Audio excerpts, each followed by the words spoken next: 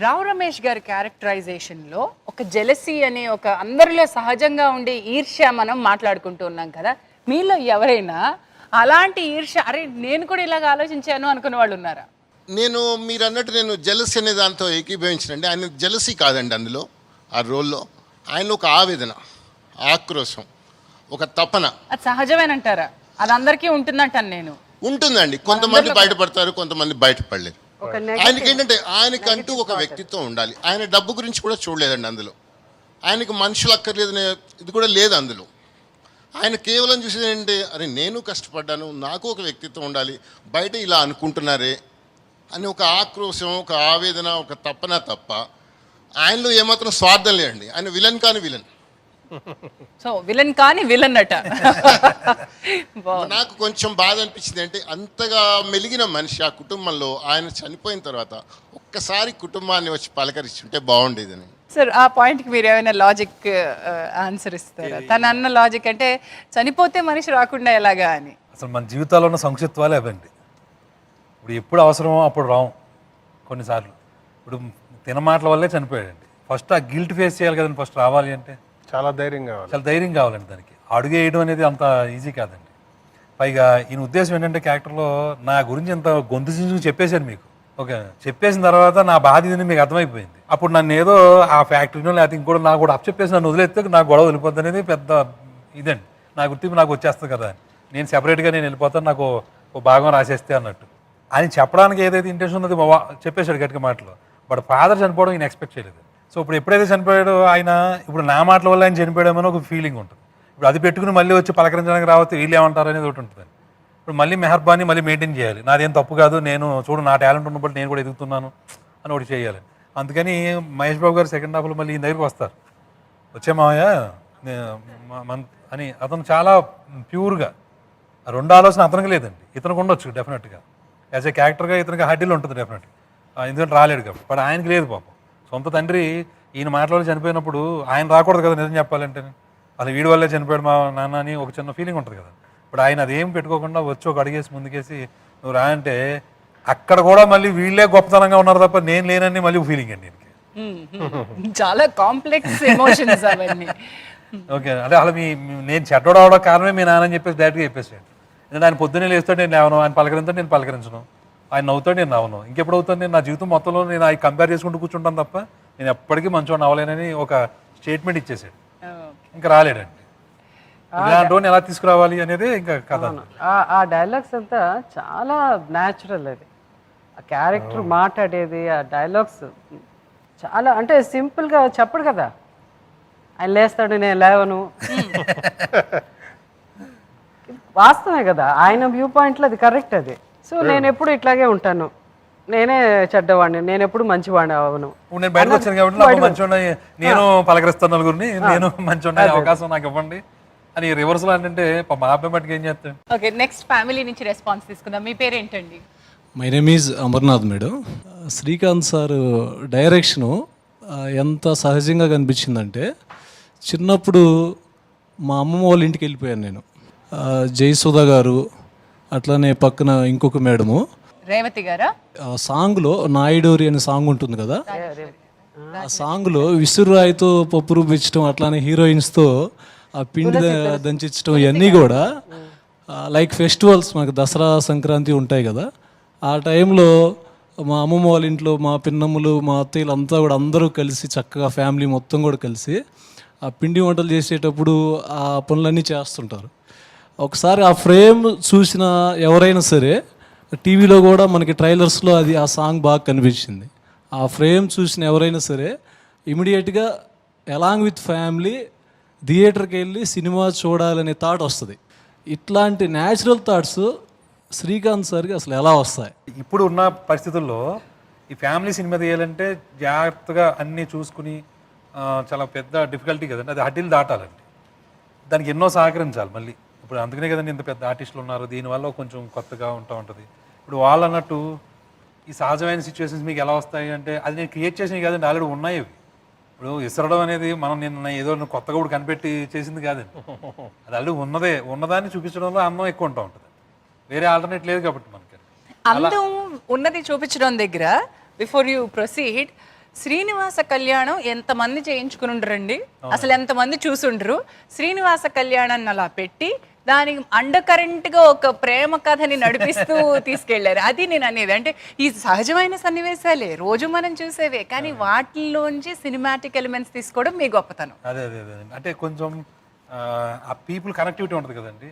ఇప్పుడు cinema theme వచ్చి నలుగురు ఉండాలనేది, ఈ నలుగురు ఉండి ఏం చేస్తారు ఈ సినిమాలో, ఏంటి వెళ్తా ఉంటే కథ నడవాలి, కథ నడుస్తుంతో పాటు ఈ నలుగురితో పాటు నడుస్తూ ఉండాలి. ఆ నలుగురితో పాటు నడిచే ప్రతిదీ కూడా ఒక అకేషన్ అవ్వాలి.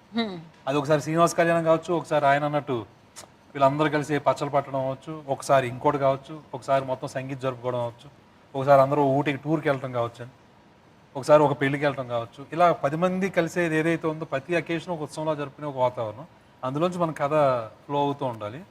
ఆ ప్రతి సిచ్యువేషన్లో కనిపించే చిన్న చిన్న విషయాలు ఏవైతే ఉంటాయో అవి న్యాచురల్గా ఎంతవరకు మనం ఆల్రెడీ చాలా మంది చూసిన వాళ్ళం, మనకు అది చూస్తే మళ్ళీ మనకు గుర్తు రావాలి, ఇలాంటివి అనమాట. వెరీ వెరీ వెల్ సైడ్ అండి. అంటే సహజమైన సన్నివేశాలు రోజు చూసేది ఎంత బ్రహ్మాండంగా బ్రహ్మోత్సవంలా చూపిస్తాం అనేది మీ క్రెడిట్కి వెళ్తుంది. Let me come back to the Srinivasa Kalyanam scene. Very romantically told. అందులో ఉన్నటువంటి నెరేషన్స్ అంతా మీరు చక్కగా ఉపయోగించుకున్నారు. ఇంతవరకు అలాంటి ఒక సన్నివేశం వెండి తెరపై చూసుండవేమో అనుకుంటున్నాను నేను. అది నేను అన్నవరం సత్యనారాయణ స్వామి ఆలయంలో చూశానండి. అలాంటిది ఒకటి జరగటం, అమ్మవారి తరపున కొంతమందిని, అయ్యవారి తరపున కొంతమంది ఉండి వాళ్ళని కంపేర్ చేసి చెప్తూ ఉంటారు అనమాట. చెప్తుంటే అది ఫస్ట్ టైం అండి నాకు కూడా అలాంటి ఒక విషయం ఉంటుందని నాకు తెలియదు అంతకుముందు. అది చూసినప్పుడు నాకు అనిపించింది అనమాట, చాలా బాగా అంటే భగవంతుని మన స్థాయికి తెచ్చుకుని, ఎందుకంటే మన బుర్రలెంత మనమెంత. ఆ సీన్స్ చాలా కొంచెం డిఫరెంట్గా ఉంది. అంటే యూజువల్గా మనకి మిగతా పిక్చర్లో అంటే ఈ మధ్య కాలంలో అలాంటి సీన్స్ రాలేదు. ఇప్పుడు ఫ్యామిలీలో సెలబ్రేషన్స్ చేసుకుంటాం అన్నది, బట్ ఇక్కడ సెలబ్రేషన్స్లో కూడా ఎక్కువ వాళ్ళు దేవుడి పట్ల దేవుడు పూజ చేయడం, అండ్ దెన్ ఒకరికొకళ్ళు మాట్లాడుకుంటే నేను, రేవతి, మన తులసి, మిగతా ఆర్టిస్టులు కూడా అందరి మధ్య అది నేను చాలా కొత్త సీన్స్ అని నాకు అనిపించింది. నేను శ్రీకాంత్తో కూడా చెప్పడం జరిగింది, అది ఇంతవరకు ఏ పిక్చర్లో రాలేదు. వెరీ వెరీ డిఫరెంట్ అండ్ కొత్తగా అనిపించింది. అంటే అంటే మనకి సినిమా అనేసరికి ఇంత ఒక ఎక్కువ కూడా తీయలేం మనం, బట్ ఆ సీన్ చేస్తున్నప్పుడు ఎంత చేసినా బాగుంది అనిపించింది. ఎంత లెంత్ ఉన్నా బాగుంటుందేమో అనిపిస్తుంది. అలాంటి సీన్స్ తక్కువ కదా, దేవుడి గురించి మాట్లాడుకోవడం అన్నది చాలా తక్కువ ఉంటుంది. ఐ లైక్, అంటే అది డెఫినెట్గా డిఫరెంట్ సీన్ అని ఇంతవరకు అయితే ఏ సినిమాలో రాలేదు. అదైతే ధైర్యంగా నేనైతే చెప్పగలను. రావ్ రమేష్ గారు, coming back to your performance, మంచి పర్ఫార్మర్గా మీరు పేరు తెచ్చుకున్నారు, ఎస్టాబ్లిష్ చేసేసుకున్నారు. దీనికి ప్రత్యేకంగా కష్టపడింది ఏమన్నా ఉందా? ఈయనతో ప్రతి సీను కష్టమేనండి, అంతేం ఈజీ కాదు. కష్టం అంటే ఎంజాయ్ చేస్తాం, కానీ ఇప్పుడు ఏదో పెద్ద సీను చెప్పారు, ఇంటర్వల్ చేసాం, ఇంటర్వల్ పెద్ద సీన్ చేసాం కదా అని చిన్న సీన్ ఉంటుంది ఏదో, అదేం అంత ఈజీగా ఉండదు. అది ఎక్కడ వేరే సినిమాల నుంచి తెచ్చిన డైలాగ్స్ ఏ ఉండవు, ఆయన లోపల నుంచి ప్యూర్గా ఆయన చూసిందో విన్నదో అది ఎక్కడి నుంచో వస్తుంది. అది ఆ కరెక్ట్ ఇది ఆ మీటర్ పట్టుకోవడానికి మనకు అర్థమై చేస్తేనే ఆ రిథం లేదా కిక్ ఉండదు. సో ప్రతి సీను పరీక్షగానే ఉంటుంది. ఈ సినిమాలో అదే, ఇప్పుడు సీతం వాకిలి చూస్తే ఇది దౌర్భాగ్యులు, ఇది దురదృష్టవంతులు, దురదృష్టవంతులతో ఎక్కువసేపు మాట్లాడుకోవడం కూడా ఒక వేస్ట్ అనుకునే ఒక క్యారెక్టర్. దీనికి వచ్చేసరికి ముకుందా అనేది చేసేసరికి వాడంతా వాడే, అవతలోడు తెలివి లేదు, నాదే తెలివి, ఇంటెలిజెంట్గా మాట్లాడతాడు. దీనికి వచ్చేసరికి వీడికి ఒక అసంతృప్తి లోపల, నాకేం ఎవరేంటి, మన గుర్తింపు రాదేంటి, మనం కాదా గొప్ప, నువ్వేనా గొప్ప, అసంతృప్తి కోసం ఆ గడ్డం, ఆ ఫ్రస్ట్రేషన్ లోపల కక్కాలి. సో దానికి ఆయన ఇచ్చిన డైలాగు ఆ రోజు వచ్చింది, అది చాలా హెల్ప్. ఆయన ఫ్లేవర్ని పట్టుకునే చేశాను అది మామూలు వేరే, అందుకు అది వేరేగా మనకి ఆ ఫ్లేవర్, ఆ టైమింగ్ అది ఆయనకి అలాగా జెరాక్స్ కొట్టాను దానికి. డైరెక్టర్ గారికి ఇచ్చారు. అవును, ఏంటి అంటే ఝాన్సీ సీన్స్ చేయడం ఇప్పుడు రావ్ రమేష్ గారు చెప్పినట్టు ఒక పెద్ద డైలాగ్ ఉండి చెప్పడం వేరే. అంటే జనరల్గా మాకు ఎమోషనల్ సీన్స్ మేము ఎక్కువ సినిమాలు చేస్తాం, ఆయన నేను చేసి ఉండొచ్చు, కానీ డైలాగ్ లెంతీగా ఉన్నంత మాత్రాన అదేదో అది చాలా కష్టం అని, తక్కువ ఉంటే అది కష్టం అని. ఫస్ట్ ఆఫ్ ఆల్ శ్రీకాంత్ చెప్పినట్టు ఆ డైలాగ్ డెలివరీ కానీ, ఆ ఎమోషన్ కానీ, న్యాచురల్గా అంటే బాడీ లాంగ్వేజ్ కానీ, ఇప్పుడు తన డైరెక్షన్లో ఏంటంటే బాడీ లాంగ్వేజ్ కూడా న్యాచురల్గా ఉండాలి. అంటే న్యాచురల్ అంటే ఏదో పళ్ళు తోముకుంటా డైలాగ్ చెప్పడం, లేకపోతే బకెట్ లో నీళ్లు తీసి పోసి Business డైలాగ్ అంటారు, చెప్పడం business అంటారు. బిజినెస్ డైలాగ్ చెప్పడం కాదు నేను చెప్పేది. ఆ డైలాగ్ అంటే మనిషిలోనే ఒక బాడీలోనే మొత్తం మార్పు వచ్చేసేయాలి. సో అది యాక్చువల్గా నేను చాలా మంది డైరెక్టర్స్ దగ్గర పనిచేశాను, మంచి పేరు, అందరూ బాగా పెద్ద పెద్ద డైరెక్టర్స్తో. కానీ శ్రీకాంత్ చాలా కష్టం, అది చాలా చాలా కష్టము. అంత న్యాచురల్గా చిన్న చిన్న మైన్యూట్ థింగ్స్ కూడా చాలా సహజంగా రావాలి అని ఎక్స్పెక్ట్ చేసే డైరెక్టర్స్లో బహుశా తనకి నేను ఫస్ట్ ప్లేస్ ఇస్తాను. సో ఆ ప్రయత్నంలో వచ్చే ఇదే అంటే ఏంటంటే ప్రతిదీ మన ఫ్యామిలీ వాల్యూ కానీ మన ఎమోషన్స్ కానీ ప్రతిదీ అది మన ఇంట్లో ఉన్నట్టే ఆ ఫీలింగ్ రావాలని కోరుకునే డైరెక్టర్స్లో తను కూడా. అందుకే కొత్త బంగారు లోకం అనే సినిమా అది యంగ్స్టర్స్ మీద బేస్ చేసిన సినిమా అయినా ఆ ఫ్యామిలీ వాల్యూస్ మీదే బేస్ అయిన సినిమా. అది అట్లా అనుకోవచ్చు, కానీ కొత్త బంగారు లోకం చాలా గొప్ప చిత్రం. అలాగే సీతమ్మ వాకిట్లో సిరిమల్లె చెట్టు కూడా చాలా, అంటే సినిమా అంటే ఇష్టం, యాక్టింగ్ అంటే ఇష్టం, డైలాగ్ రాయడము, స్క్రీన్ ప్లే అనుకునే ఈ యంగర్ జనరేషన్ కూడా ఈ సినిమాల్లో కొన్ని చాలామంది చూసి కొన్ని మంచి పాయింట్స్ ఉంది. అలాగే మన బ్రహ్మోత్సవంలో కూడా అసలు మన ఈ పిక్చర్ అనుకున్నప్పుడు ఎప్పుడన్నా అనిపించిందా, మీకు అనిపించిందా, మా నాన్నగారికి తాతగారు, తాతగారికి నాన్నగారు, నాన్నగారికి తాతగారు రాని వాళ్ళందరి గురించి తెలుసుకోవాలని, అంటే ఈ కథ అసలు పుట్టడానికి అసలు వంశవృక్షం ఆ వంశ ఎందుకు ఎలా అనిపించింది? ఈ కథ ఆలోచనలోకి వచ్చిన తర్వాత ఇలా వెతికితే బాగుంటది అనుకున్న తర్వాత అయితే కనుక్కున్నానండి. నాకు ఏదో 3 తరాల గురించి తెలిసిన తప్ప దాని తర్వాత ఎవరికి తెలిసిన వాళ్ళు కూడా లేరంటున్నారు. ఇది ఇంకొకటి చాలా ఇంట్రెస్టింగ్, అది చాలా ఇంట్రెస్టింగ్. ఫ్యామిలీ ట్రీ చేసుకోవడం అనేది యంగర్ జన్ కొంతమంది, ఒకళ్ళు ఇద్దరు, నేను చాలా మంది అని చెప్పలేను, కానీ ఈ సినిమా చూసిన తర్వాత ఒక ఇద్దరు యంగ్స్టర్స్ దీని గురించి దే స్టార్టెడ్ రిసర్చింగ్. వెరీ మాకు మా అంటే మెయిన్ ఇంకోటి కూడా మేడం, అసలు దీనికి ఆధారం ఏంటని తెలుసుకుంటే కనుక ఇప్పుడు మన పెద్దవాళ్ళు ఎవరైనా ఉంటే చెప్పగలుగుతారు మేడం, లేదంటే తెలియదు అసలు, ఎవరికే తెలియదు.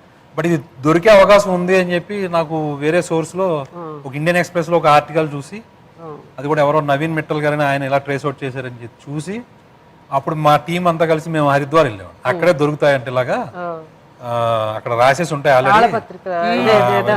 అంటే ఎవరైనా మనకు చనిపోతే మేడం ఇంట్లో పెద్దవాళ్ళు ఎవరైనా వాళ్ళది అక్కడ ఇస్తారు కదా, అది వెళ్ళినప్పుడు అక్కడ నోట్ చేసుకుంటా ఉంటారు. ఇప్పుడున్న వాళ్ళు ఎవరో ఫాలో అవ్వట్లేదు, కానీ ఒకప్పుడు చాలా కన్ఫర్మ్ గా అది వెళ్ళేవాళ్ళు.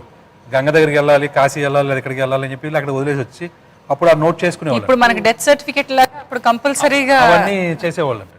సో అక్కడికి వెళ్ళి చూస్తే, హరిద్వార్లో చూస్తే ముందు అక్కడ దొరికేస్తాయేమో అన్నంత ఉత్సాహంగా వెళ్ళేవాళ్ళు మేము.